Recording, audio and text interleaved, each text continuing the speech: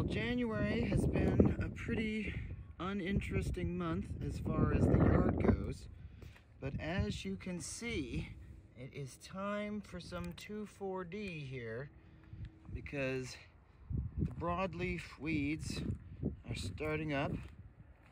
Everything is very wet. I dethatched, so everything is pretty thin, and even the healthy, good fescue has a lot of this brown color of unhappiness there that it's cold, it's been covered in snow, sticks are blowing off. I think this tree is the only one that's alive, and that all of these trees have died from the vine and or are slowly dying, and I'm gonna need to get them cut down eventually.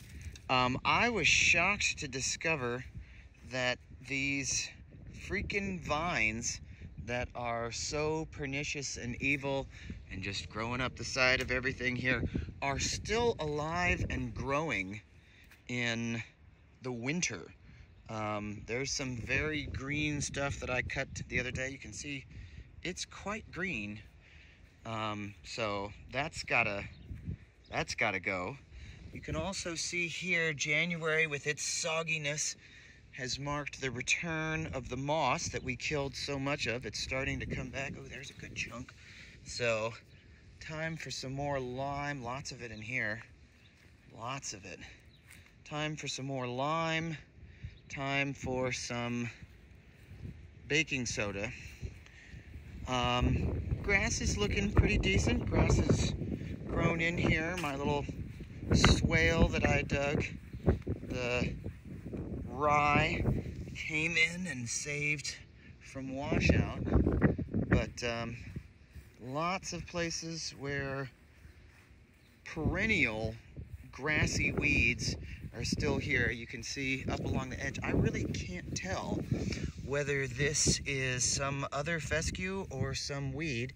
It looks like some kind of grassy weed that just loves to grow there along the edge. Coming in, gotta get rid of that long stuff here. It doesn't grow as fast. I've mowed a few times, but you can see got rid of a lot of Bermuda, but can't get rid of it all. This spot right here, I don't know if you can see on film where this drain, I gotta do something about this drain, is that it washes out a lot here, and then there's the crappy drain field where it just puddles and pools, but that it really washes out there pretty bad. Here's another spot.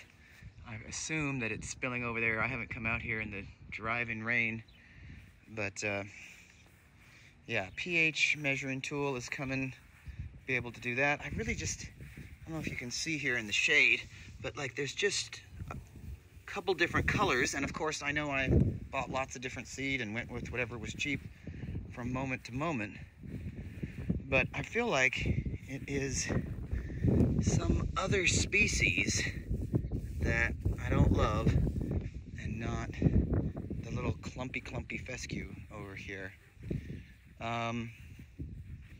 Yeah, the turf is doing well, established. There's the other turf spot, another turf spot. There's a few.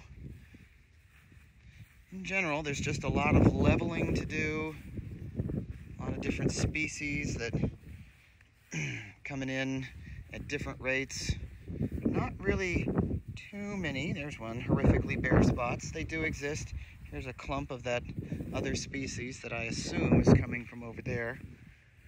But a little bit of leveling to do. I need to, this month, get out here with the Roundup on warm days and kill all of that. That's got to go. All this clover to get ripped up, some 2,4-D out in there. But yeah, to measure the pH, to get, I assume I'm in the 5s. I'll be interested to see what number I get. But to then take that and try to get it up towards 6. It's cheap. There's my Sunjo dethatcher, and here are 4 big bags of 10-10-10 soaked in dithiopyr. So we've got 10-10-10 and dithiopyr. We're gonna put a ton of that down, but there's definitely time for some spraying and for some chemicals that need to go down if we're gonna have a successful spring. But this month, there are starting to be some things to do, but probably not enough for my hands to actually toughen back up like they were last summer. But we shall see.